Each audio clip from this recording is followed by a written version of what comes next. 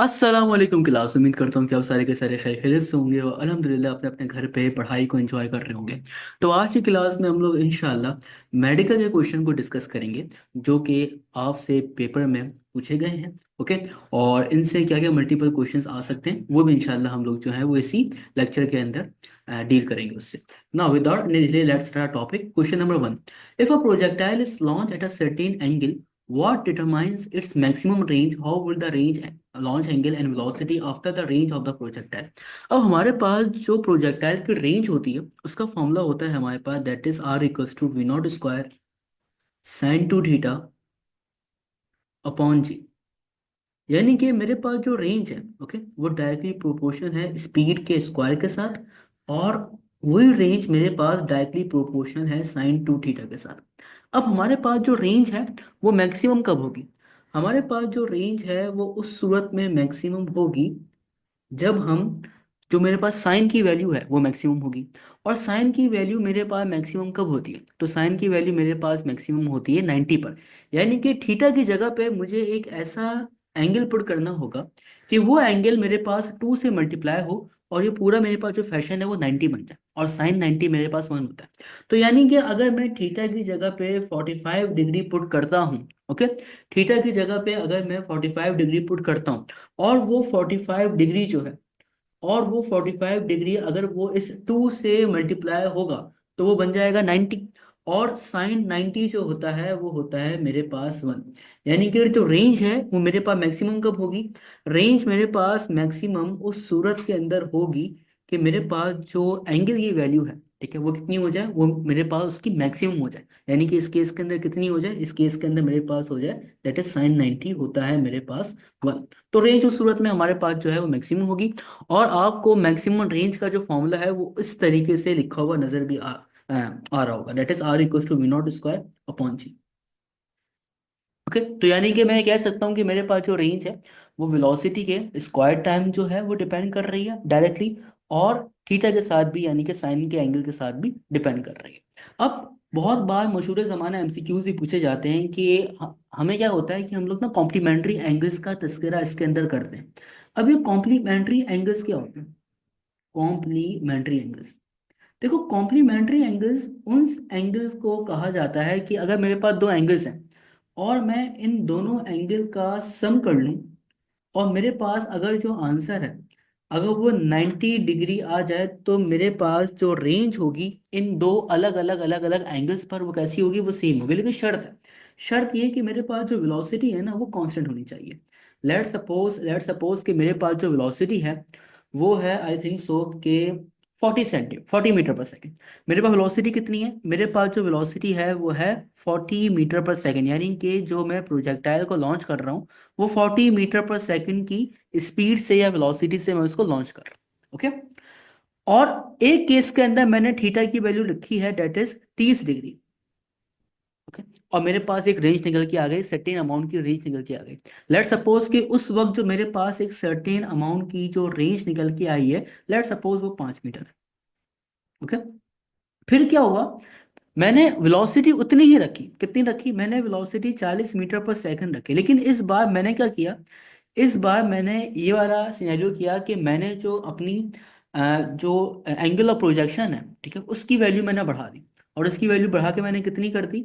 इसकी वैल्यू बढ़ा के लेट सपोज मैंने कर दी दैट इज 60 डिग्री।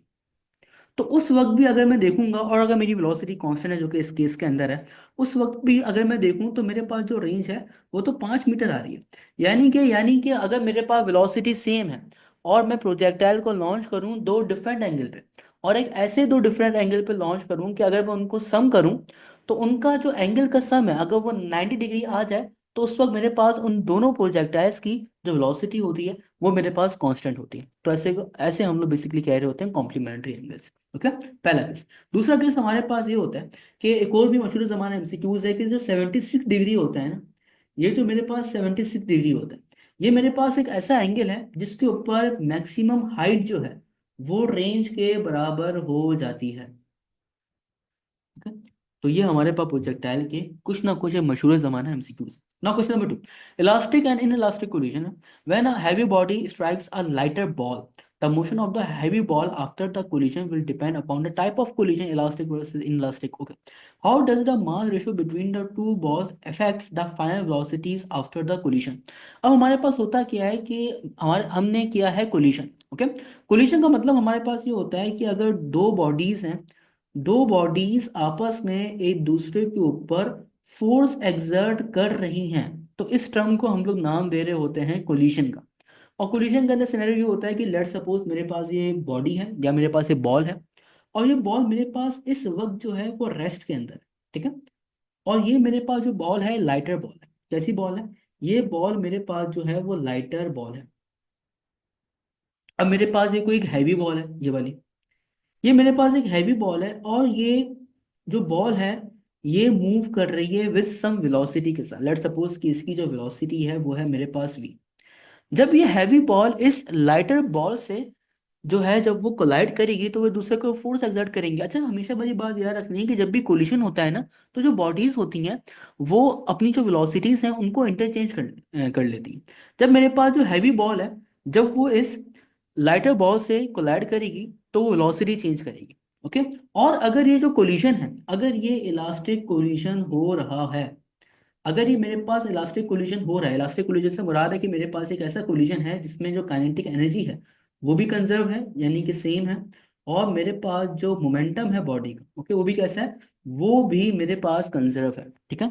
तो उस सूरत के अंदर मेरे पास जो ये लैटर बॉल है ये मूव करने लग जाएगी उस वेलोसिटी के साथ जो कि 2 टाइम्स होगी हैवी बॉल की वेलोसिटी की, ठीक है। अगर हैवी बॉल की वेलोसिटी लेट सपोज 15 मीटर पर सेकंड है, ठीक है, तो मेरे पास जो लाइटर बॉल होगी ना वो 30 मीटर पर सेकंड से जो है वो मूव करना शुरू हो जाएगी, ओके, कोलिजन के बाद। तो ये हमारे पास इलास्टिक एंड इलास्टिक कोलिजन का क्वेश्चन था ना। Question number 3, work and energy का है। A body is displaced to a height 15 meters and then reach the ground at a distance of 10 meters.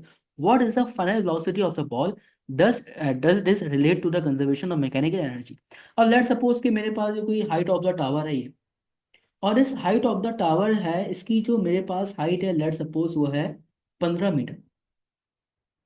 अब मेरे पास बॉल है यहाँ पे, और मैंने इस बॉल को यहाँ से ड्रॉप कर लिया, ठीक है।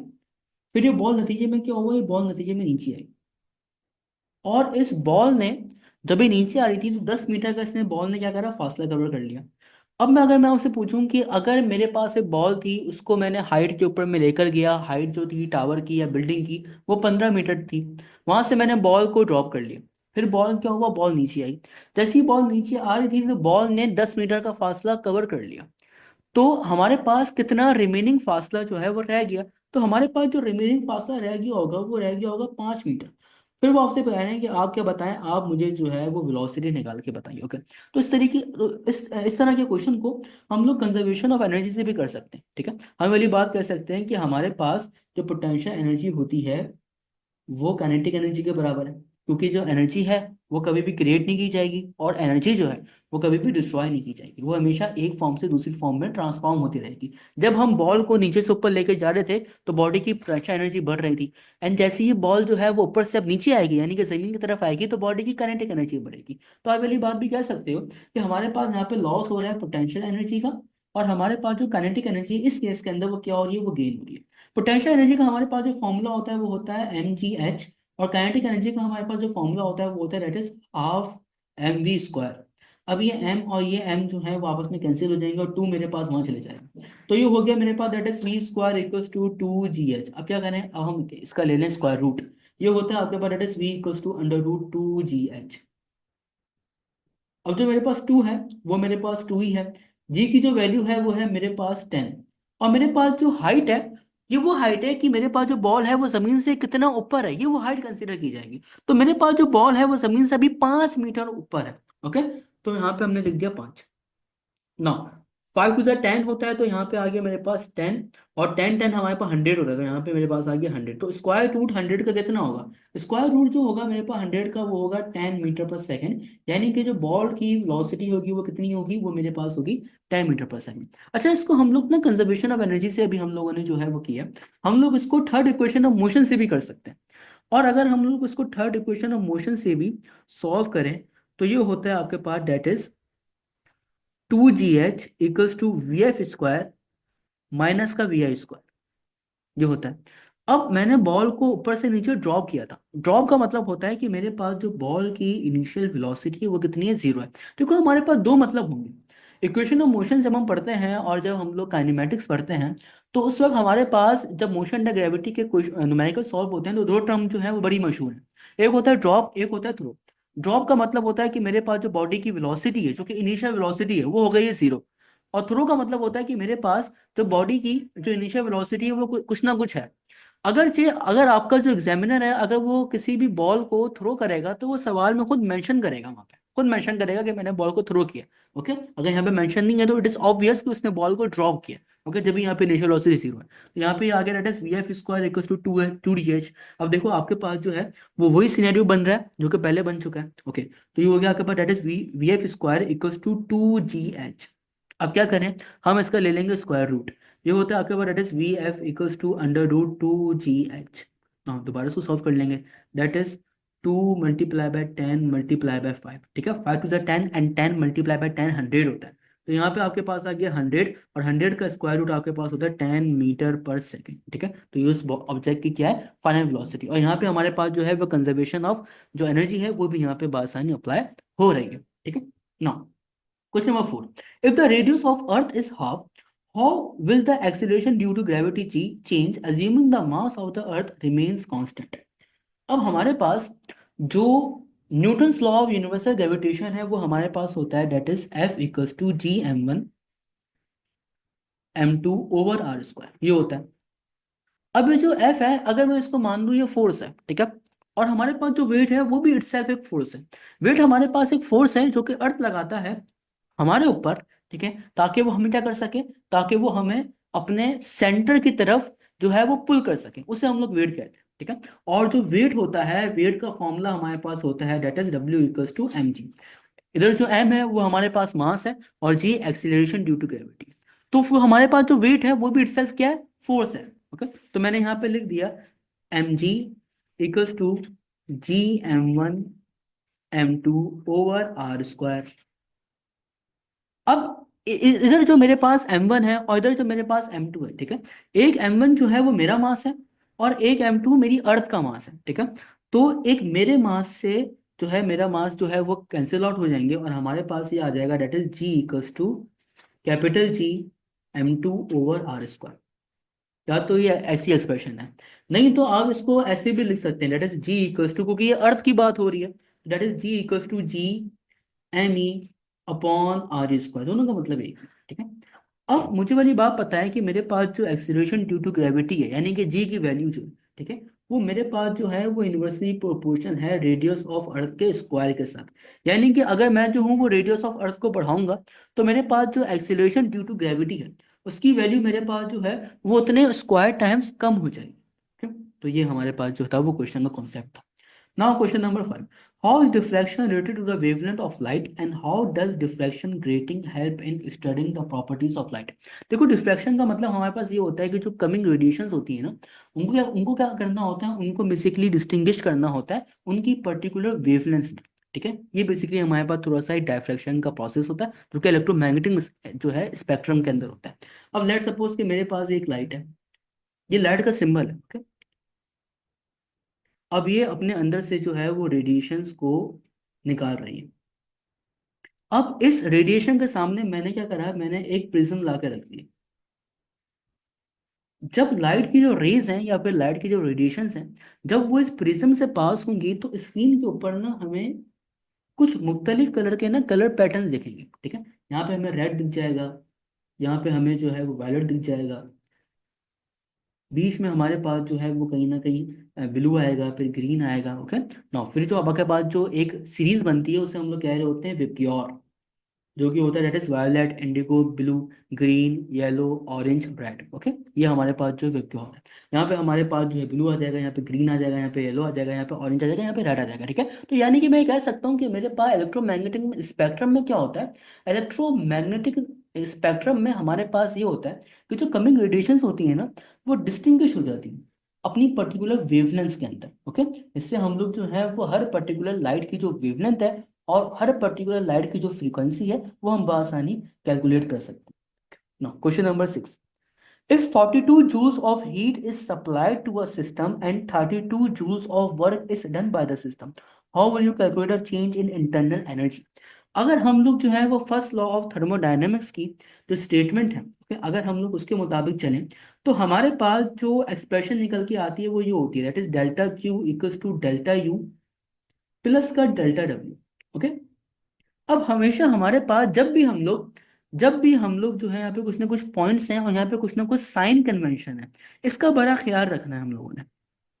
पहली साइन कन्वेंशन में हमारे पास ये बात चलती है, जब भी हम लोग हीट किसी भी सिस्टम को सप्लाइड करते हैं तो उस वक्त जो हम लोग हीट कंसीडर करते हैं वो कैसी होती है, वो हमारे पास पॉजिटिव होती है। और हम लोग कभी भी अगर सिस्टम हमें जो हीट है अगर वो रिजेक्ट करेगा तो उस सूरत में हमारे पास जो हीट है वो कैसी ली जाएगी, उस सूरत में हमारे पास जो हीट है वो नेगेटिव कंसीडर की जाएगी।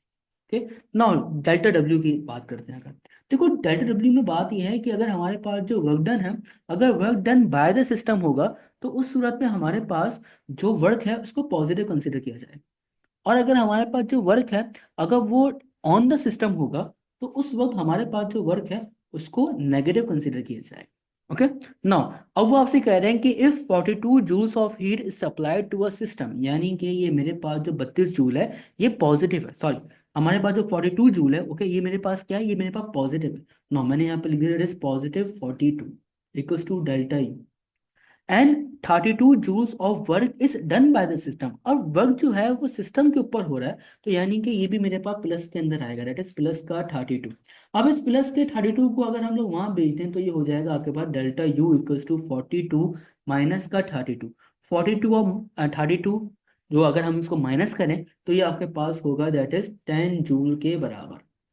ये आपके पास जो है वो चेंज इन इंटरनल एनर्जी है। अच्छा यहाँ पे मैं जो है क्लियर कर दूं कि आपके पास थर्मोडायनेमिक्स में वर्क डन से क्या मुराद है। थर्मोडायनेमिक्स में आपके पास वर्क डन से जो मुराद है ना, वो मुराद है कि लेट सपोज ये आपके पास एक वेसल है, एक फर्नेस है, एक सिस्टम है, ओके कुछ भी आप कह लें, और यहाँ पे ना आपके पिस्टन लगा हुआ है ऐसे। अब ये जो आपके पास पिस्टन है या फिर ये जो आपके पास वेट है, ओके अगर ये कुछ ना कुछ जो है वो हाइट रेस कर ले, अगर ये कुछ ना कुछ जो है वो हाइट रेस कर ले तो उस सूरत में हम लोग कह रहे होते हैं कि हमारे पास जो वर्क डन है वो सिस्टम के ऊपर हुआ जाता है। ये वर्क डन की एक प्रॉपर डेफिनेशन है थर्मोडायनेमिक्स में। Now question number 7, in an electrical circuits how does the resistance affect the current when a voltage is applied? What does the graph of Ohm's law look like and how does the resistance of factor into relationship? अब हमारे पास जो resistance होती है ना उसका जो meaning है ना वो हमारे पास है कि किसी भी एबिलिटी को अपोज करना, एबिलिटी टू अपोज, ये हमारे पास कहला रहा होता है रेजिस्टेंस। ओके, वो एबिलिटी हमारे पास जो है वो विस्कोसिटी की सूरत में भी हो सकती है जो कि फ्लूइड्स के अंदर होती है। ओके, वो हमारे पास जो एबिलिटी है वो चार्जेस की सूरत में भी हो सकती है जिससे हम लोग रेजिस्टेंस कह रहे होते हैं। ओके, वो हमारे पास जो है वो फ्रिक्शन की सूरत में भी हो सकती है। तो रेजिस्टेंस का मतलब हमारे पास जो है वो सिर्फ और सिर्फ ये होता है। ठीक है, दिस इज रेजिस्टेंस, ये हमारे पास जो है वो रेजिस्टेंस का मतलब होता है। अब हमारे पास सिनेरियो ये होता है कि लेट सपोज ये मेरे पास एक रेजिस्टेंस है, तो पहली बात तो ये वाली बात पता होनी चाहिए कि हमारे पास जो रेजिस्टेंस होती है ना वो अपोज करती है चार्ज को। ओके, रेजिस्टेंस हमेशा अपोज करती है चार्ज को। लेट सपोज कि अगर इस रेजिस्टेंस के अंदर इस नोड से 10 एम्पेयर का जो करंट है अगर वो दाखिल हो रहा है तो रेजिस्टेंस के दूसरे नोड से हमारे पास 10 एम्पेयर का जो करंट है वो क्या होगा, वो वहां से निकल जाएगा। ओके, ताकि हमारे पास जो केसीएल है जिससे हम लोग कह रहे होते हैं किरचॉफ का करंट लॉ,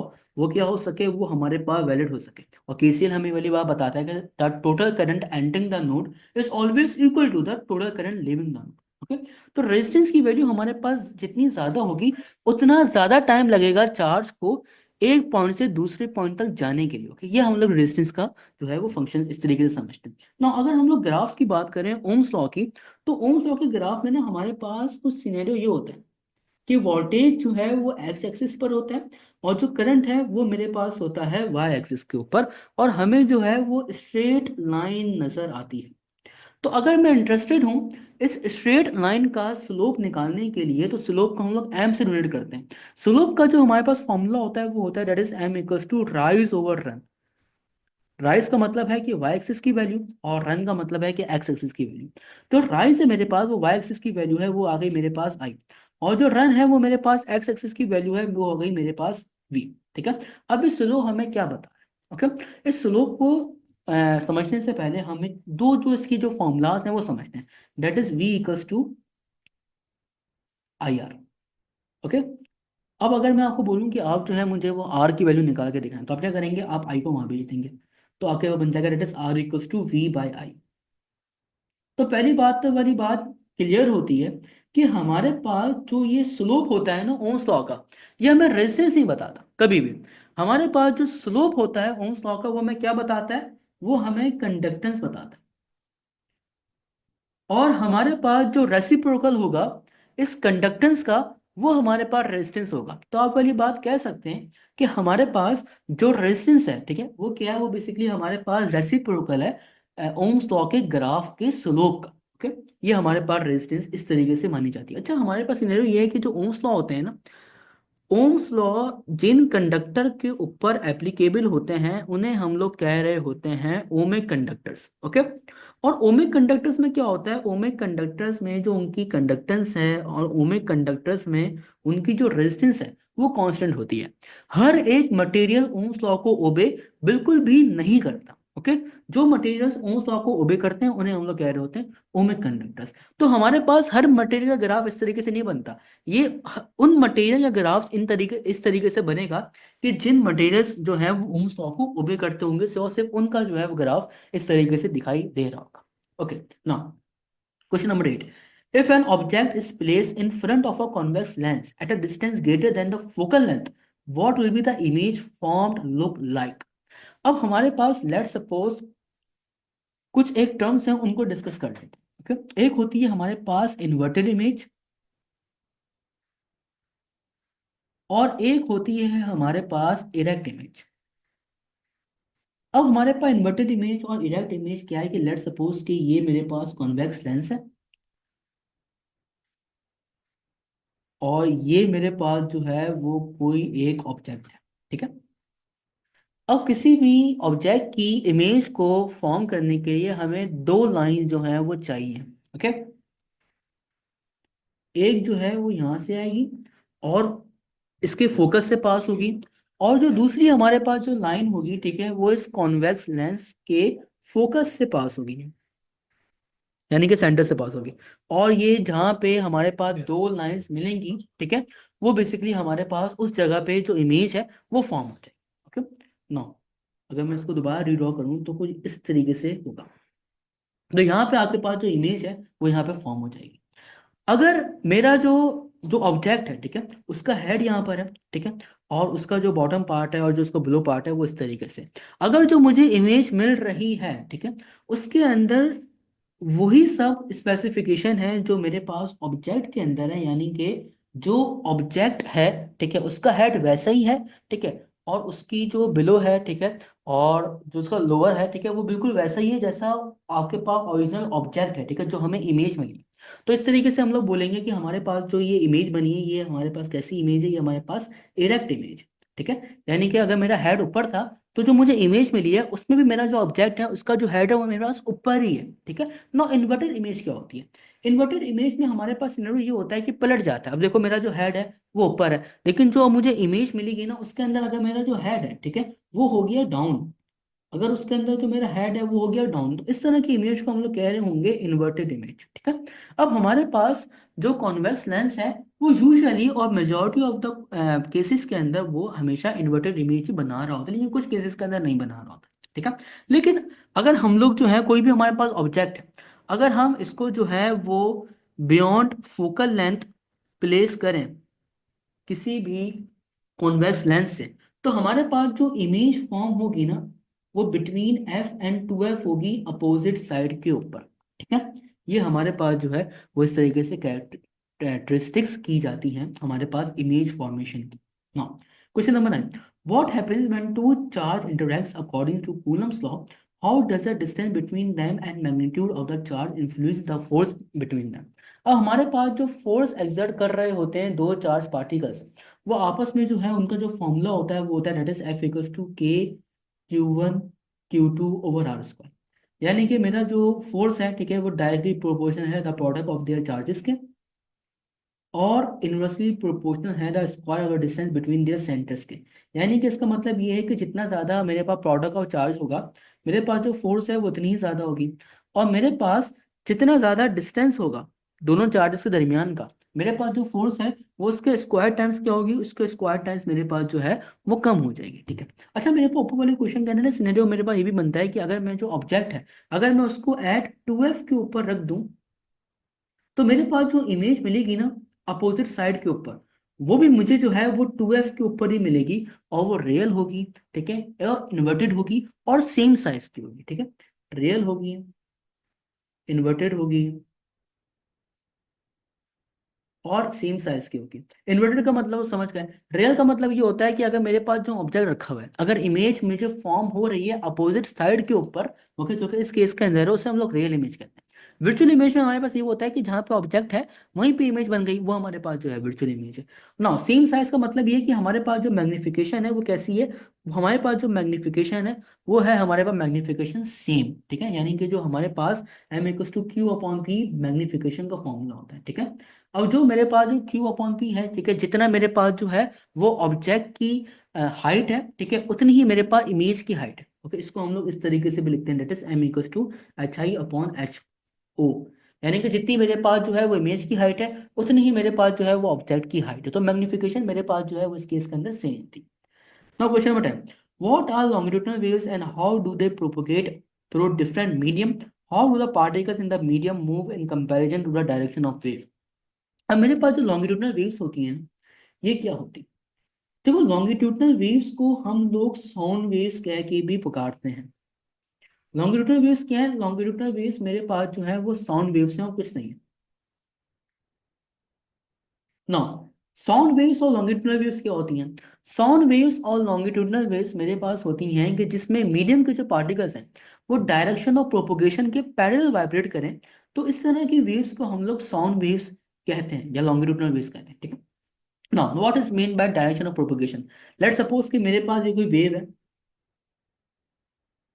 ये मेरे पास ये कोई वेव है, और ये चल रही है राइट हैंड साइड पे, या फिर ये मूव हो रही है ईस्ट की डायरेक्शन में, या फिर ये मूव हो रही है मेरे पास राइट हैंड साइड पे। ठीक है। तो इसे बेसिकली हम लोग कह रहे हैं डायरेक्शन ऑफ प्रोपोगेशन, यानी कि जहाँ पे मेरे पास जो वेव है वो मूव हो रही होती है, उसी को हम लोग कह रहे होते हैं डायरेक्शन ऑफ प्रोपोगेशन। वेव का एक पॉइंट से दूसरे पॉइंट तक चलना मेरे पास कहला रहा होता है डायरेक्शन ऑफ प्रोपगेशन। अब मेरे पास लॉन्गिट्यूडिनल वेव्स में क्या होता है कि जो मीडियम के पार्टिकल्स होते हैं वो डायरेक्शन ऑफ प्रोपगेशन के पैरेलल वाइब्रेट करते हैं। यानी कि अगर मेरे पास जो वेव है अगर वो सीधे हाथ पे जा रही है, तो जो मीडियम के पार्टिकल्स हैं वो भी सीधे हाथ पे वाइब्रेट करेंगे। अगर मेरे पास जो वेव्स हैं, ठीक है, अगर वो अपवर्ड डायरेक्शन में जा रही है, तो मेरे पास जो मीडियम के पार्टिकल्स हैं वो भी क्या होंगे, वो भी अपवर्ड डायरेक्शन में जो है वो वाइब्रेट हो रहे होंगे। अच्छा, लॉन्गिट्यूडिनल वेव्स को ना हम लोग बेसिकली कहते हैं कि इनको ना मीडियम चाहिए, इनको मीडियम चाहिए हमेशा। ये बगैर मीडियम के ट्रैवल नहीं कर सकती। यही वजह है कि जो सन है उसके ऊपर जो है रोजाना की तादाद के अंदर डिजास्टर्स बहुत ज्यादा हो रहे हैं, तो उनकी जो आवाज है वो हमारे कानों तक नहीं है। क्यों? क्योंकि दरमियान में हमारे पास जो है वो कोई मीडियम नहीं। इसका रीजन हमारे पास है ना।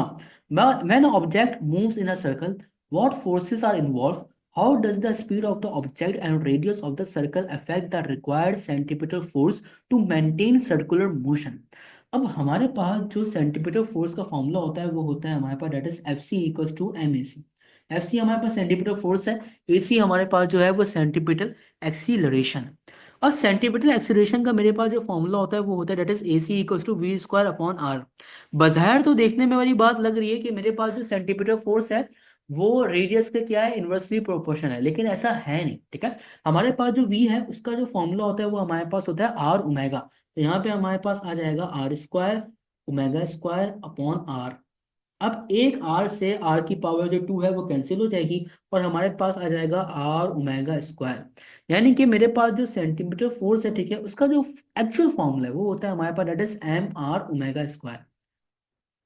और हमारे पास जो सेंटीमीटर फोर्स है वो रेडियस के डायरेक्टली डिपेंड कर रही है। यानी कि मैं जितना मेरे पास कोई सर्कल है, ठीक है, उसका रेडियस मेरे पास जितना ज्यादा होगा, ठीक है, उतनी ही मेरे पास जो सेंटीमीटर फोर्स है वो उतनी ही ज्यादा होगी। और मेरे पास जो कोई भी जो सर्कल है उसका रेडियस कितना छोटा होगा, उतनी ही मेरे पास जो छोटी है वो उतनी ही फोर्स होगी। ठीक है, ये दो बातें होगी मेरे पास। अच्छा, जब भी कोई बॉडी जो है वो सर्कल में रोटेट करती है तो उसके ऊपर सेंटीमीटर फोर्स और सेंट्रीफ्यूगल फोर्स जो है वो दोनों फोर्सेस एक्ट कर रही होती है। Now question number 12, how does gravitational potential energy change when an object is raised to a certain height? What is the relation between the potential energy and the mass, height and gravitational force?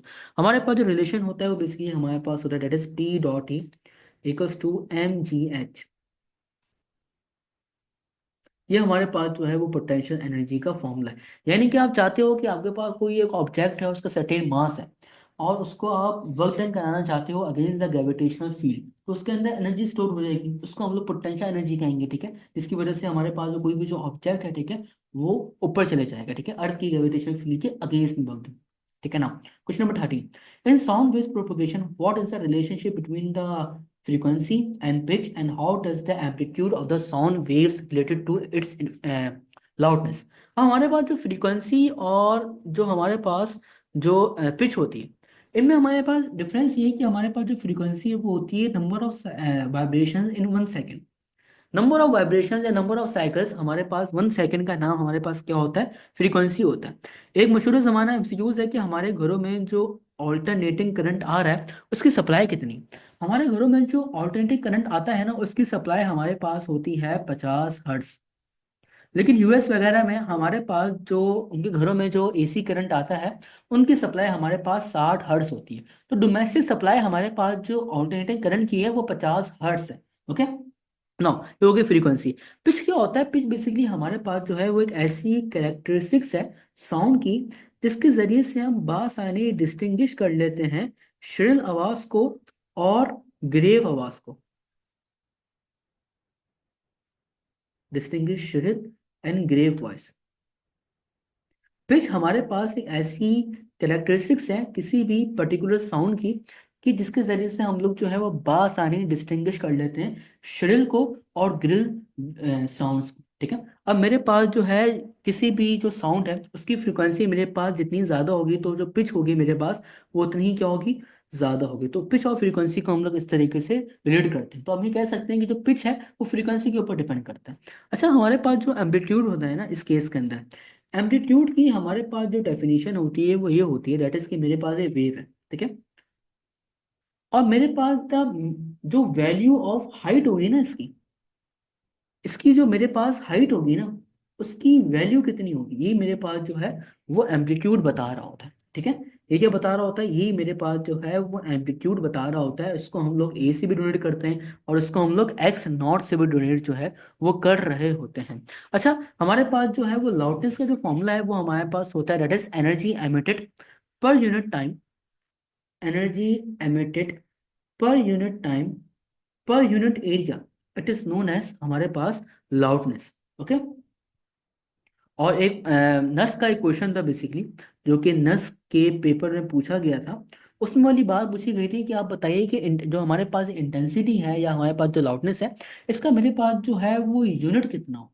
ठीक है, तो हमारे पास जो intensity का loudness का unit होता है वो हमारे पास होता है that is L equals to E by T upon A. यानी कि मेरे पास जो ई बाई टी है ना ये पावर के बराबर है, तो ये हो गया मेरे पास पी अपॉन ए।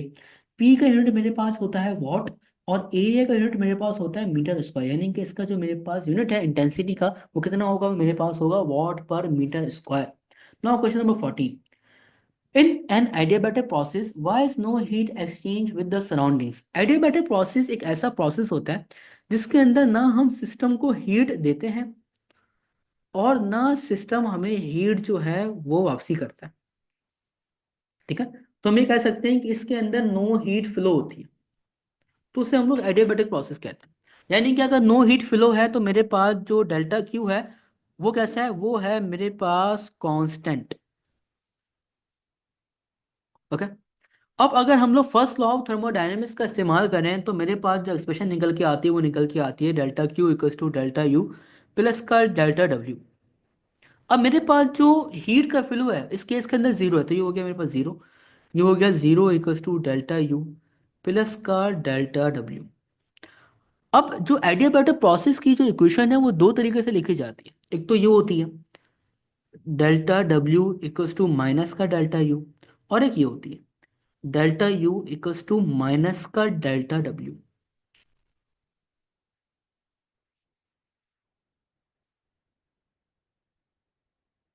ये माइनस का delta U equals to delta W, ये वाली बात, ये एक्सप्रेशन आपको वाली बात बता रही है कि हमारे पास जो गैस है इस पर्टिकुलर सिस्टम में, इसमें जो हमारे पास मॉलिक्यूल्स हैं उन्होंने अपनी इंटरनल एनर्जी खर्च कर दी है वर्क डन करने के लिए। तो ये बेसिकली हमारे पास जो है वो ये एक्सपेंशन बता रही है, एडियाबैटिक एक्सपेंशन। और हमारे पास जो ये delta U equals to minus का डेल्टा डब्ल्यू है, ये वाली एक्सप्रेशन आपको बता रही है कि हमारे पास जो सिस्टम है उसके अंदर जो गैस है और हमारे पास जो गैस के मॉलिक्यूल्स हैं, ठीक है, उन्होंने अपनी इंटरनल एनर्जी खर्च नहीं की है वर्क डन करने के लिए। ओके, तो ये हमारे पास बता रही है दैट इज कंप्रेशन। और हमारे पास जो है मुख्तलिफ तरह की जो एग्जांपल्स हैं वो एडियाबैटिक प्रोसेस के अंदर आती हैं।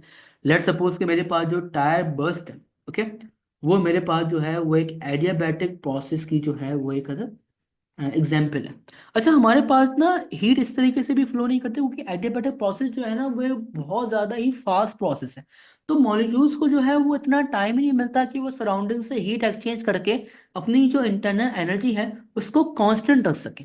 ओके, इस वजह से जो टायर बर्स्ट है वो हमारे पास जो है वो एग्जाम्पल है एक एडियाबैटिक प्रोसेस की। Now, when an electron move from a high energy state to a lower energy state, it emits a photon. How is the energy of the emitted photons related to the energy difference between the two states? जो कि होता है हमारे पास delta E equals to E2 minus E1। यानी कि ये वाली बात हमें, ये एक्सप्रेशन हमें वाली बात बताती है कि लेट सपोज हमारे पास ये पहला शेल है, ये हमारे पास दूसरा शेल है। पहले शेल की एनर्जी मेरे पास E1 है, दूसरे शेल की एनर्जी मेरे पास E2 है। अब मेरे पास ये इलेक्ट्रॉन है, मैं चाहता हूं मैं इस इलेक्ट्रॉन को पहले शेल से दूसरे शेल में फेंक दूं, तो मुझे कितनी एनर्जी देनी होगी? मुझे जो एनर्जी देनी होगी वो इन दो शेल्स के एनर्जी डिफरेंस के बराबर। अब इसको लिखने का तरीकेकार कैसा है या फिर इसको पढ़ा कैसे जाएगा?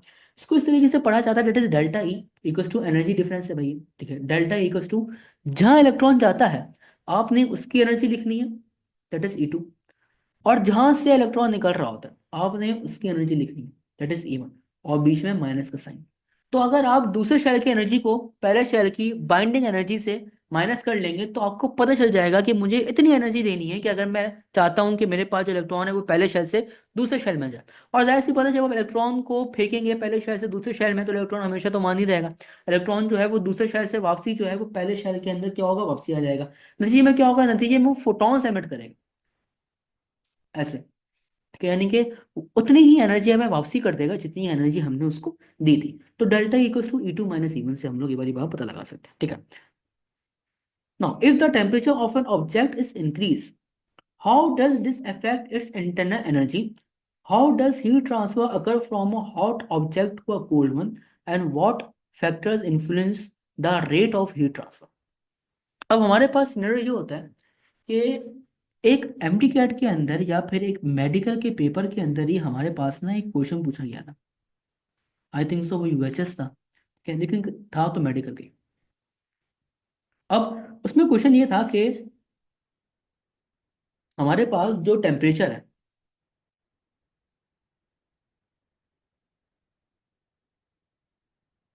टेम्परेचर हमारे पास जो है वो फंक्शन है ऑफ व्हाट। तो हमारे पास जो टेम्परेचर है ना वो हमारे पास फंक्शन है इंटरनल एनर्जी का। नो, इंटरनल एनर्जी क्या बोला है? इंटरनल एनर्जी हमारे पास होती है कि अगर हमारे पास कोई भी सिस्टम है, उस सिस्टम में जितनी भी तरह की एनर्जीज हैं, ठीक है, उन मॉलिक्यूल्स में जितनी भी तरह की एनर्जीज हैं, अगर मैं उन तमाम तरह की जो एनर्जीज हैं अगर मैं उनको ऐड कर लूँ तो वो मेरे पास इंटरनल एनर्जी कहलाती है। और मेरे पास जो है वो टेम्परेचर जो है वो इंटरनल एनर्जी के ऊपर डिपेंड कर रहा होता है। यानी कि किसी भी सिस्टम की इंटरनल एनर्जी ज़्यादा है तो इट इज़ ऑब्वियस कि इसका जो टेम्परेचर है वो भी मेरे पास क्या होगा, वो भी मेरे पास जो है वो ज़्यादा ही होगा हमेशा। ओके, तो टेम्परेचर जो है वो मेरे पास फंक्शन है इंटरनल एनर्जी का। ओके।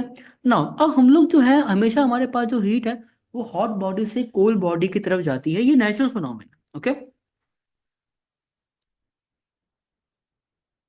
हमेशा हमारे पास जो हीट है वो हॉट बॉडी से कोल्ड बॉडी की तरफ ही जाती है हमेशा। ठीक है, लेट सपोज कि हमने, मेरे ख्याल से सबने ही एक्सपीरियंस किया होगा कि हमारे पास ना एक सुजुकी आती है, उसके अंदर बर्फ होती है। क्या होता है कि ना उस बर्फ के ऊपर ना शीट वगैरह से ढका जाता है उसको। ठीक है, कुछ लोग उसके ऊपर कम्बल भी ढक देते हैं, तो ढका जाता है ना उसको, उस बर्फ को। इस वजह से ढका जाता है क्योंकि हमारे पास जो बर्फ है ना वो पिघले ना। क्योंकि होता ये है कि हमारे पास जो हम स्वेटर पहनते हैं, वैसे सर्दियों का मौसम है, हमारे पास जो स्वेटर पहनते हैं या फिर हम लोग जो है वो कंबल पहनते हैं, उनमें क्या होता है, उनमें ना हमारे पास जो हीट होती है वो ट्रैप हो जाती है। और हमारे पास जो हीट है ना वो एक पूर्ण कंडक्टर है।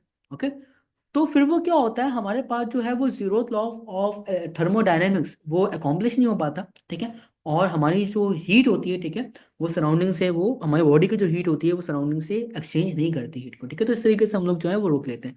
तो अगर आपके पास बर्फ है, आप बर्फ को कंबल में लपेटे देखें, तो वो एक लॉन्ग टर्म जो है बर्फ सॉलिड में ही रहेगी। इसी वजह से रहेगी क्योंकि हमारे पास जो कंबल है उसके अंदर हमारे पास हीट की और हीट हो गई ट्रैप। ठीक है, और हमारे सॉरी एयर ट्रैप हो गई। ठीक है, हमारे पास जो कंडक्टर, सॉरी, कंबल है उसके अंदर हमारे पास जो एयर है वो हो गई ट्रैप, और हमारे पास जो एयर है वो पूर्ण कंडक्टर है। ठीक है, इस वजह से जो है वो zero law of electro thermodynamics को जो है वो अकॉम्प्लिश नहीं करने पाता। ना अब हमारे पास जो है कुछ ना कुछ फैक्टर्स हैं कि हम किस तरीके से जो है वो हीट को एक पॉइंट से दूसरे पॉइंट तक जो है ट्रांसफर करना है। अच्छा, हीट हमेशा ना हॉट बॉडी से कोल्ड बॉडी की तरफ जाएगी, इससे हम लोग ना नेचुरल प्रोसेस भी कहते हैं, नेचुरल प्रोसेस। एक और चीज होती है उसे हम लोग कह रहे होते हैं हीट पंप। देखो हीट पंप क्या है, हीट पंप होता है हमारे पास कि हमारे पास जो हीट है अब वो कोल्ड बॉडी से हॉट बॉडी की तरफ जाए, उसे हम लोग कह रहे होते हैं हीट पंप। ये सिनेरियो हमारे पास। ठीक है ना, अब हमारे पास जो, अगर हमने हीट को ट्रांसफर करना है एक पॉइंट से दूसरे पॉइंट की तरफ, तो उसके ना बहुत सारे हमारे पास मोड्स हैं। ठीक है, उसके क्या है, उसके हमारे पास बहुत सारे हैं मोड्स। एक कहलाता है हमारे पास कंडक्शन, एक कहलाता है हमारे पास कन्वेक्शन,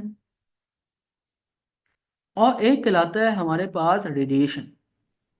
कंडक्शन में क्या होगा, कंडक्शन में हमारे पास ये होगा कि जो हमारे पास हीट है, ठीक है, वो बिटवीन द सॉलिड्स जो है वो बआसानी ट्रैवल कर सकती है। जैसे हम लोग कंडक्शन में पढ़ते हैं, और एक हम लोग इसके अंदर लॉ भी पढ़ते हैं, जैसे हम लोग कह रहे होते हैं फोरियर लॉ ऑफ थर्मोडायनेमिक्स। ठीक है, या Fourier law of heat transfer. ठीक है, कंडक्शन के केस के अंदर, कन्वेक्शन के अंदर क्या होगा, कन्वेक्शन के अंदर ना आपके पास कंडक्शन हो रही होती है, यानी कि जो आपके पास हीट है ना वो एक सॉलिड बॉडी से किसी दूसरे मीडियम के अंदर ट्रांसफर हो रही होती है, उसे हम लोग कन्वर्शन कहते हैं। इसको बहुत अच्छा जो एक्सप्लेन किया है वो न्यूटन्स लॉ ने किया। ठीक है? तीसरा जो हमारे पास पार्ट है ना वो है रेडिएशन। रेडिएशन बेसिकली हमारे पास होता है कि जो सन से जमीन की तरफ जो रेडिएशंस आ रही हैं, जो एनर्जी आ रही है, वो हमारे पास क्या है, वो रेडिएशन है, और रेडिएशन को किसी भी किस्म का जो मीडियम है वो नहीं चाहिए। ठीक है, ये मतलब है बेसिकली हमारे पास। तो इस तरीके से हम लोग जो है, ये मोड्स है हमारे पास हीट ट्रांसफर के। Now question number 17, what happens to the kinetic and potential energy of an object as it moves through a gravitational field? How are these two of energies related during the free fall? अब देखो हमारे पास कोई भी जो body है और वो एक ग्रेविटेशनल फील्ड के अंदर है। ठीक है, तो क्या होगा कि अगर मैं किसी भी बॉडी को, लेट सपोज ये बॉडी है, और मैं इस बॉडी को उठा के मैं एक पहाड़ के ऊपर रख देता हूँ, पहाड़ की जो हाइट है वो मेरे पास 100 मीटर है। ठीक है, मैंने इस बॉडी को उठाया और पहाड़ के ऊपर रख दिया, तो मैंने कुछ ना कुछ जो है वो वर्क डन किया अगेंस्ट दी ग्रेविटेशनल फील्ड। अब ये जो वर्क डन है ये मेरे पास स्टोर हो जाएगा इस बॉडी के अंदर in the form of potential energy. ठीक है, जब भी हम लोग जो है वो किसी भी अगेंस्ट द फील्ड में वर्क डन करते हैं, तो हमारे पास जो बॉडी की जो पोटेंशियल एनर्जी है उसके अंदर क्या आता है, गेन आता है। और बॉडी की मेरे पास जो काइनेटिक एनर्जी है वो क्या होगी, वो मेरे पास होगी लॉस।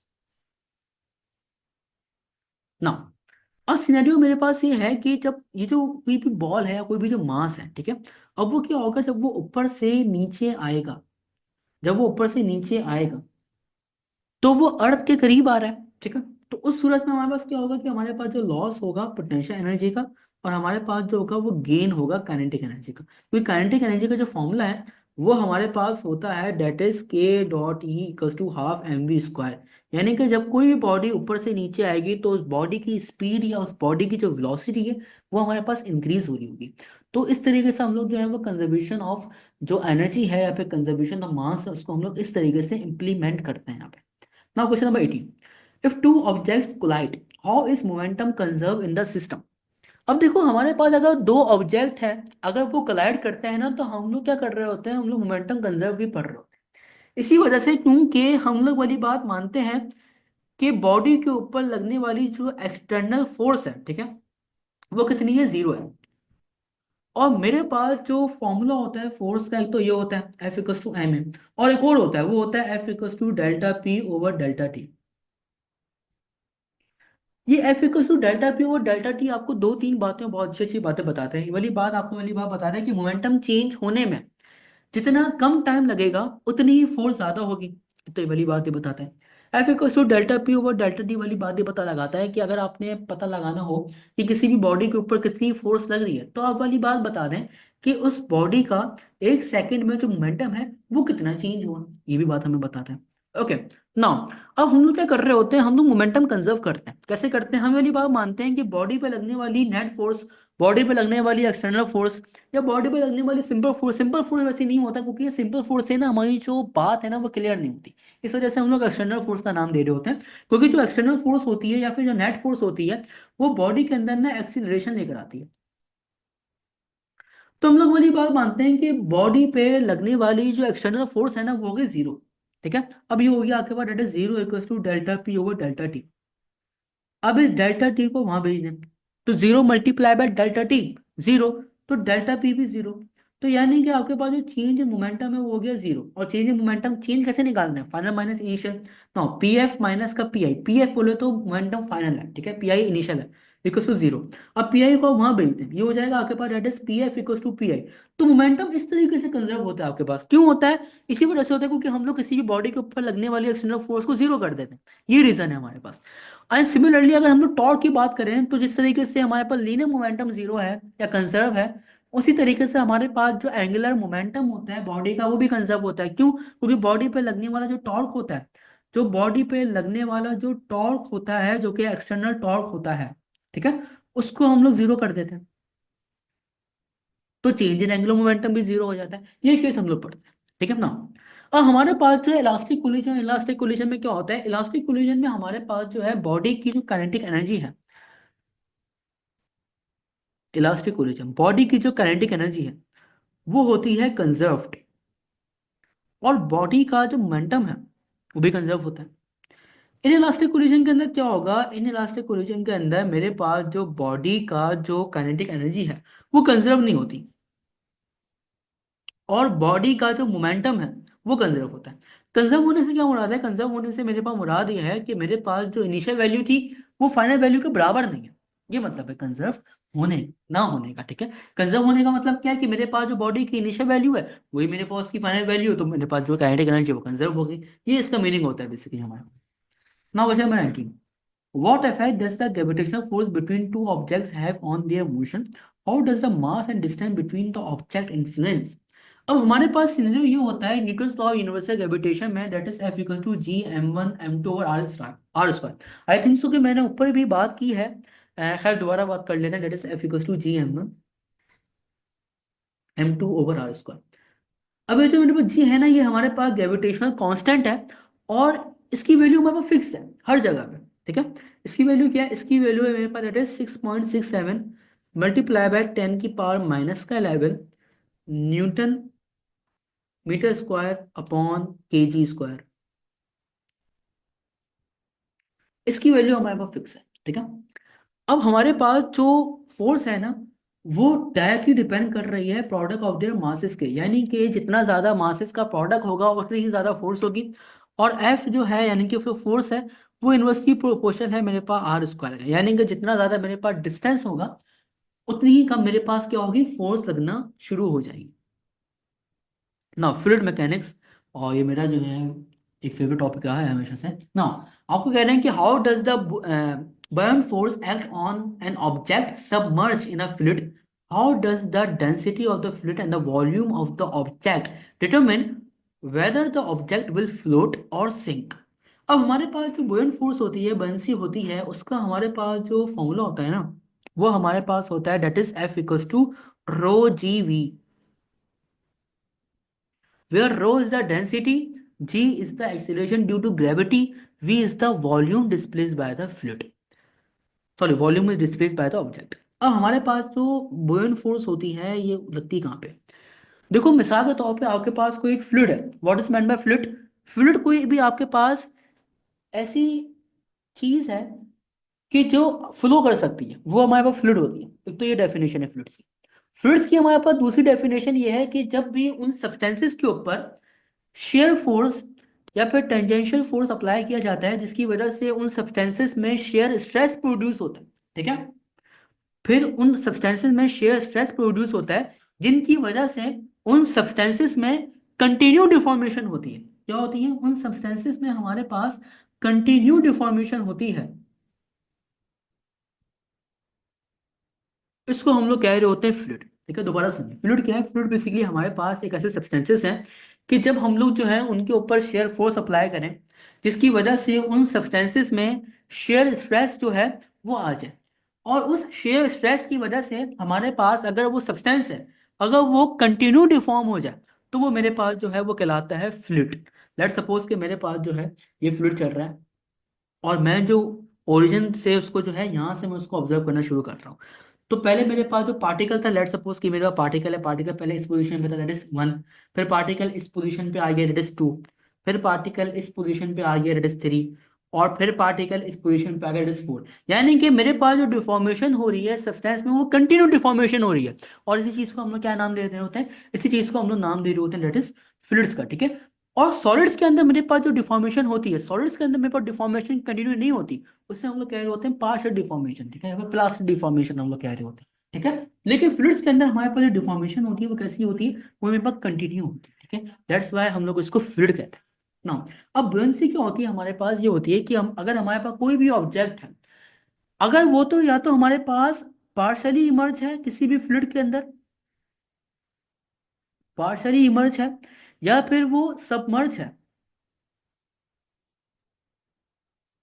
यानी कि वो पूरा का पूरा जो है वो डूबा हुआ है किसी भी फ्लूइड के अंदर, या वो आधा डूबा हुआ है आधा बाहर है किसी भी फ्लूइड के अंदर। ठीक है, तो उस सूरत में क्या होता है कि लेट सपोज ये मेरे पास जो है ये मेरे पास जो है वाटर का लेवल है। ठीक है, लेट सपोज कि मेरे पास ये फ्लूइड फील्ड है, फ्लूइड फील्ड। अब मेरे पास जो है इस फ्लूइड फील्ड के अंदर कोई एक ऑब्जेक्ट है, लेट सपोज कि ये डब्बा है, ये एक ऑब्जेक्ट है। अब इस ऑब्जेक्ट के ऊपर क्या हो रहा है? इस ऑब्जेक्ट के ऊपर प्रेशर अप्लाई हो रहा है, और उस प्रेशर को हम लोग हाइड्रोस्टैटिक प्रेशर कहते हैं इस सूरत के अंदर, इस तरीके से। तो हाइड्रोस्टैटिक प्रेशर जो इस ऑब्जेक्ट के ऊपर अप्लाई हो रहा होता है वो हर एक पॉसिबल डायरेक्शन के अंदर होता है। तो उन तमाम अगर हाइड्रोस्टैटिक प्रेशर को अगर हम लोग जो है वो ऐड कर लें, तो आपको एक रिजल्टेंट प्रेशर जो है वो मिलेगा। ठीक है, या फिर आपको जो है वो रिजल्टेंट फोर्स जो है वो मिल जाएगी, कुछ इस तरीके से। यह आपके पास रिजल्टेंट फोर्स है। ठीक है, और इसी रिजल्टेंट फोर्स को, जिसकी डायरेक्शन हमारे पास अपवर्ड होती है, उसको हम लोग बुयंट फोर्स कहते हैं, बायंट फोर्स। और ये जो मेरे पास प्रोसेस है और ये जो मेरे पास फिनोमेना है, ये मेरे पास कहला रहा होता है बयानसी। ओके, ये इतनी बात है, और ये प्रोसेस हमारे पास बयानसी कहला रहा होता है। अब मेरे पास कोई भी जो ऑब्जेक्ट है, अगर वो मेरे पास सिंक कर जाता है, मेरे पास कोई ऑब्जेक्ट है वो फ्लोट करता है, तो उसके दो रीजन होते हैं। पहला रीजन जो है वो मेरे पास ये होता है कि जो अच्छा इस पूरे सिस्टम के अंदर ना हम लोग से उसे वेट ही कंसीडर कर रहे होते हैं बस, क्योंकि जो अपथ्रस्ट फोर्स होती है वो तो हाइड्रोस्टैटिक प्रेशर की मदद से आती है। ठीक है, और दूसरी जो चीज रह गई वो हमारे पास ऑब्जेक्ट का वेट रह गया। ठीक है, तो हम इस पूरे सिस्टम के अंदर ऑब्जेक्ट के वेट को ही कंसीडर करते हैं, बाकी किसी चीज को कंसीडर नहीं कर रहे होते। ठीक है, अब मेरे पास जो ये बर्न फोर्स होती है, जिसे मैं एफ बी का नाम कह देता हूं, ये बर्न फोर्स मेरे पास जो है वेट के साथ, क्योंकि वेट भी इटसेल्फ एक फोर्स है, ये बैंड फोर्स मेरे पास एक वेट के साथ जो है वो कोलिनियर होती है। ठीक है, और मेरे पास कोई भी जो ऑब्जेक्ट है वो सिंक कब कर जाता है, जैसे टाइटैनिक डूब गया था, मेरे पास कोई भी जो ऑब्जेक्ट है वो सिंक कर जाता है अगर मेरे पास जो बॉडी का वेट है, अगर वो मेरे पास ज्यादा है as compare to the up thrust force,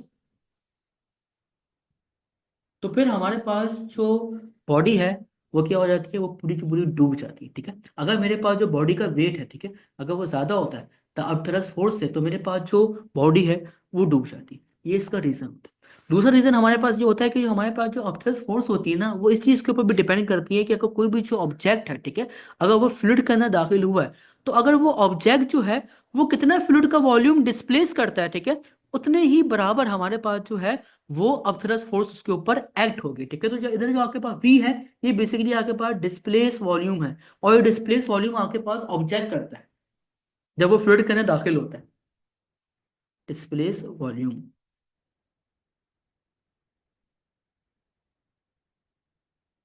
अगर मेरे पास जो कोई ऑब्जेक्ट है, अगर वो किसी भी फ्लूइड का जो वॉल्यूम है उसको डिस्प्लेस ज्यादा कर रहा है as compare to its weights, तो इसका मतलब ये है कि मेरे पास अपथरस फोर्स ज्यादा है, तो मेरे पास जो ऑब्जेक्ट है वो फ्लोट करेगा, वो डूबेगा नहीं। ठीक है, लेकिन अगर मेरे पास कोई भी जो ऑब्जेक्ट है, ठीक है, वो किसी भी फ्लूइड का जो वॉल्यूम है वो उसको इतना डिस्प्लेस ही नहीं कर रहा, ठीक है, तो क्या होगा, वो बेसिकली जो है उसका ऑब्जेक्ट का वेट ज्यादा हो जाएगा, और सूरत के अंदर मेरे पास जो अपसरस फोर्स है वो क्या हो जाएगी, वो लो हो जाएगी, और मेरे पास जो ऑब्जेक्ट है वो डूब जाएगा।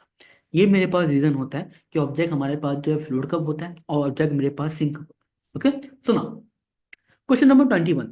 Boyle's law and thermodynamics का है। Boyle's law says that the volume of a gas is inversely proportional to the pressure when temperature is constant.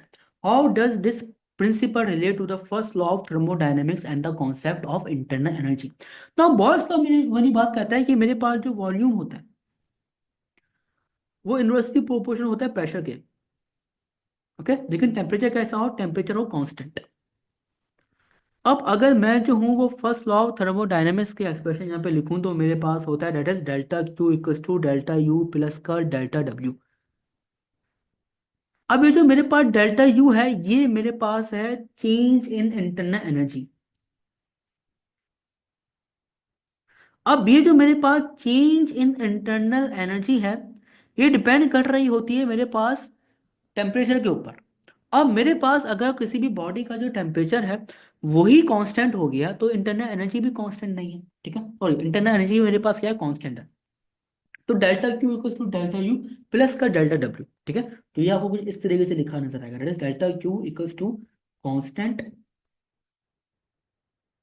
Plus का डेल्टा डब्ल्यू।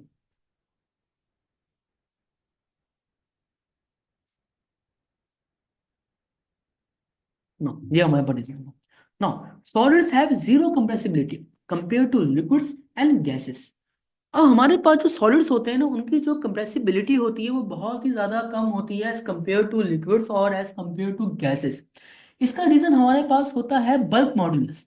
देखो, बल्क मॉडुलस में क्या होता है, बल्क मॉडुलस में हमारे पास होता है कि उसको ई कह लें या उसको आपको बी कह लें, एक ही बात है, कि हमारे पास बल्क मॉडुलस में ये होता है कि that is limit delta V approaches to zero minus का delta P over delta V over V. कोई भी मेरे पास एक पर्टिकुलर सब्सटेंस है, चाहे वो मेरे पास सॉलिड हो या चाहे वो मेरे पास फ्लूइड हो, ठीक है, सॉलिड्स उन सब्सटेंस को कहा जाता है जिनके अंदर जो डिफॉर्मेशन होती है वो कंटिन्यू डिफॉर्मेशन नहीं होती, और जो सॉलिड्स होते हैं वो अपनी ओरिजिनल शेप को दोबारा से क्या कर रहे होते हैं, रिगेन कर लेते हैं। ठीक है, फ्लूइड्स में ऐसा नहीं होता, सिर्फ एक टाइप फ्लूइड की ऐसी होती है जो कि अपनी जो ओरिजिनल पोजीशन है उसको दोबारा रिगेन कर लेती है, उससे हम लोग कह रहे होते हैं विस्को इलास्टिक फ्लूइड। ठीक है, लेकिन बहरहाल वो कोर्स का पार्ट नहीं है हमारा। ठीक है, तो ये हमारे पास जो है बल्क मॉडुलस का फॉर्मूला है। अब हमारे पास जो सिनेरियो है वो ये होता है कि कोई भी मेरे पास सब्सटेंस है, उसका जो बल्क मॉडुलस है, ठीक है, या फिर जो मॉडुलस की वैल्यू है, ठीक है, वो कितनी ज्यादा होगी, उसकी जो कंप्रेसिबिलिटी है, ठीक है, वो उतनी ही क्या होगी, उतनी ही मेरे पास हो जाएगी कम।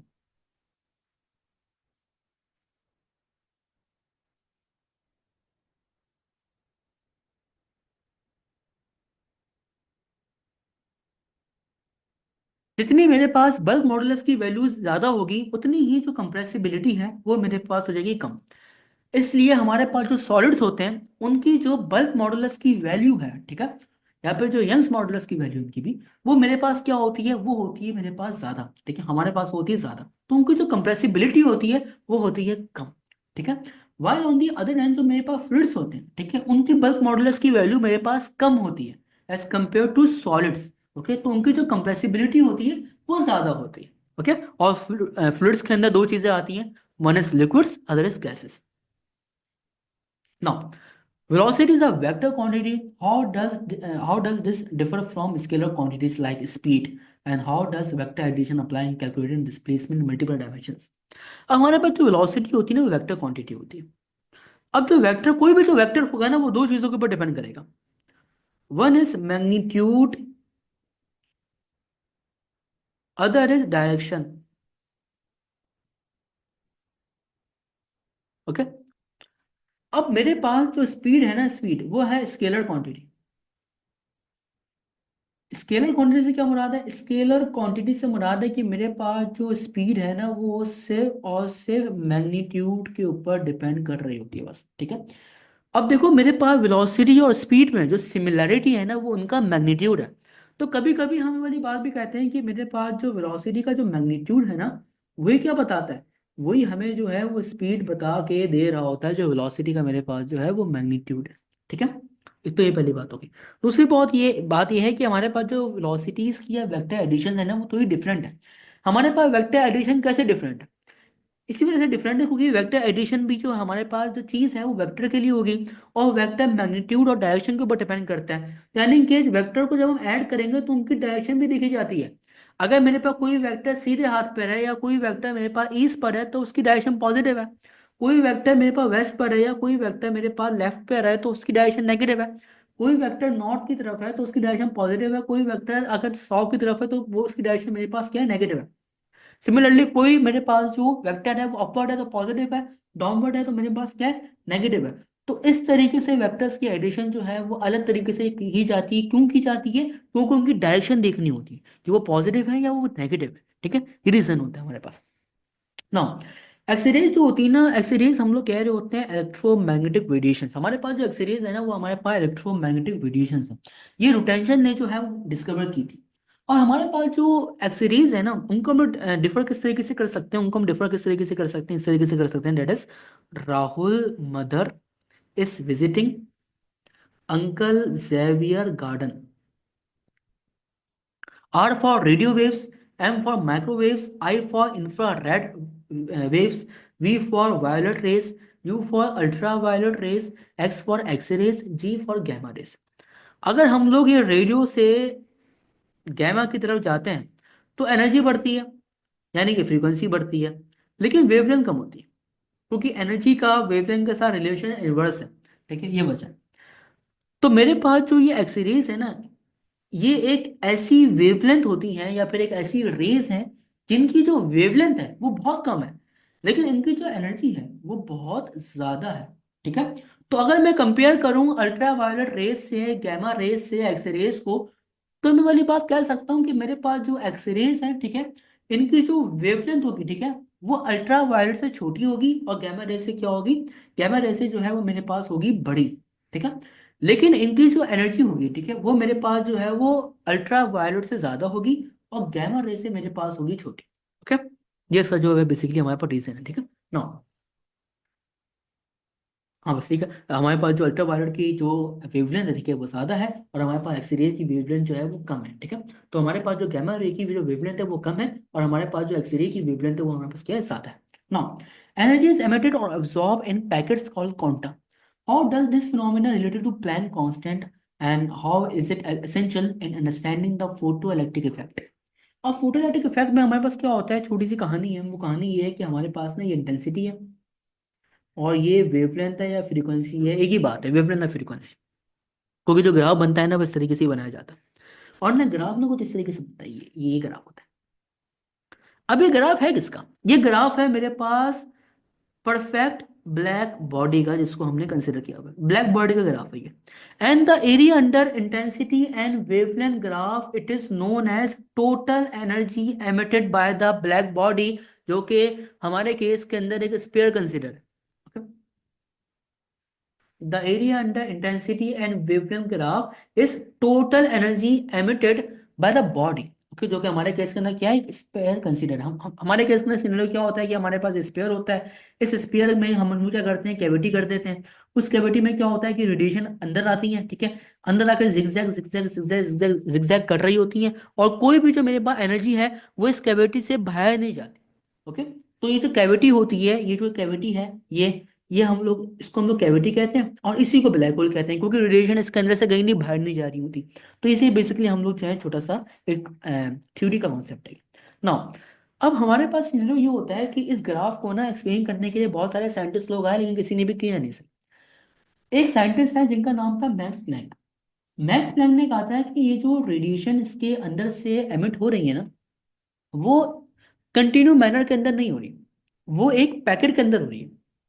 कैसे हो रही है, वो एक पैकेट के अंदर हो रही है, और हर पैकेट को उन्होंने नाम दिया था क्वांटा।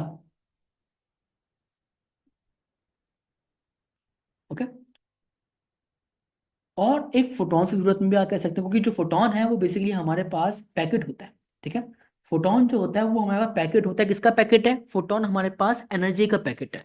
और कितनी टोटल एनर्जी जो है वो हमारे पास इस ब्लैक बॉडी रेडिएशन से निकल रही है, वो इतनी निकल रही थी, that is E equals to N H, where n is the number of photon, h Planck constant, mu frequency, e energy।